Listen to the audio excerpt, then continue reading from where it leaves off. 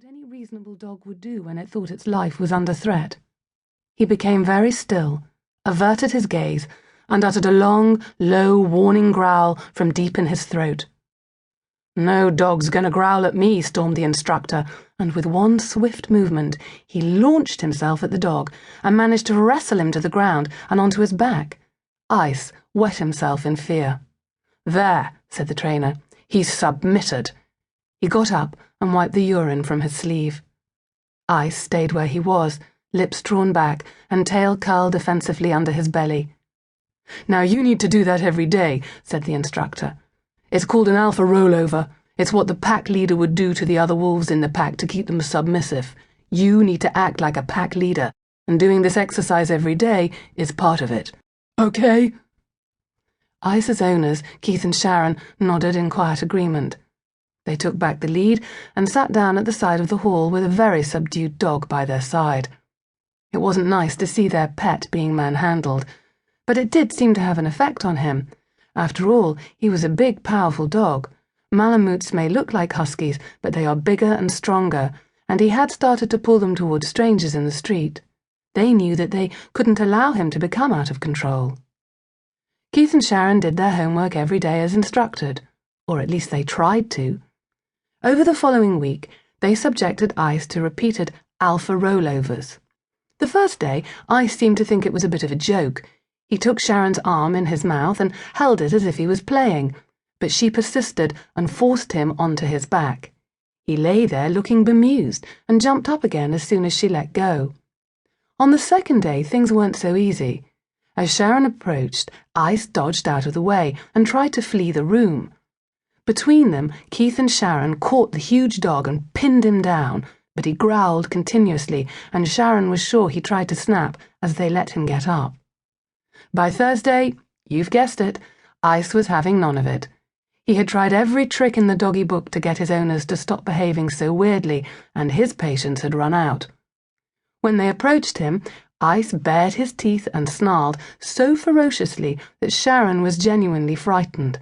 Keith probably was as well, and who could blame him? They decided to leave Ice alone. The next night, they were back at the dog training class. For the first time since joining the class a few weeks before, Ice stiffened as he entered the hall and growled at a lady who reached out her hand to stroke him. This took Keith and Sharon completely by surprise, as he had always been friendly with the other owners before. The fray attracted the attention of the instructor, who came stomping towards them, red in the face and looking as though he meant business. This time, however, Ice was ready for him. As the instructor leant forward to take the lead from Keith, Ice saw his opportunity and lunged at him, teeth on full display and barking, well, spitting, with full force. Unfortunately, at this point the instructor made a terrible mistake. Instead of backing off, turning away, or reducing the level of threat he was showing the dog, he moved towards him, determined, in his own uniquely human way, to have the last word. His lesson was a clear one. Ice bit him on the arm. With Sharon in tears, Keith shaking with adrenaline, and Ice in disgrace, they were ordered to leave the hall. The instructor's final words ringing in their ears. "That dog is out of control. He's dominant and aggressive, and you should have him put down. If you don't, I'll report you." Keith and Sharon sat on the sofa in their front room as they relayed this sorry tale to me. Pale and anxious, they frequently glanced at each other for reassurance, clearly worried about what I was going to say. They feared they were going to lose their precious dog. Sadly, this is a story I am all too familiar with, in one form or another. It's so tempting to believe the traditional story. A caveman tames a wild wolf, and they both live happily ever after. However, this myth fails on so many counts that it's a wonder it has prevailed for so long. Domestic dogs are not simply tame wolves, nor do tame wolves ever become domestic, no matter how well they have been hand-reared. Although dogs and wolves share a genetic background, failing to distinguish between the two species is as misguided as failing to distinguish between man and ape.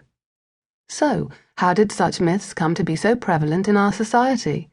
Why is it that so many books, television programs, and self-styled experts are still claiming that dogs are really the wolf on your sofa? Many of the tales told about